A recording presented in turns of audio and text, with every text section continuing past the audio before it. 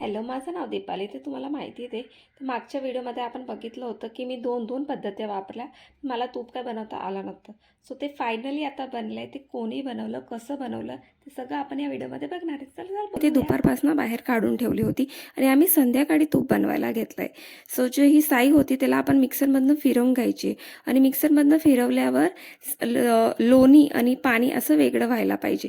So ते finally झालं आहे.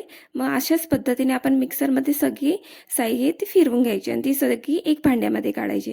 त्याच्यानंतर जे पाणी निघालं होतं ते सगळं वेगळं करून घ्यायचं आणि त्याला परत 2-3 पाण्याने धुवायचे जोपर्यंत आपलं पाणी स्वच्छ निघत नाही तोपर्यंत. सो आपण हे धुवून घेतलंय आणि त्याच्यानंतर जी लोणी होती ते गॅसवर गरम करायला ठेवायची आणि बघा फायनली आपलं तूप आता होत आलंय आणि हे तूप झालंय का नाही ते कसं ओळखायचं तर जेव्हा ते तूप होत आलं असेल तेव्हा त्याच्यामध्ये थोडंसं पाणी टाकायचं.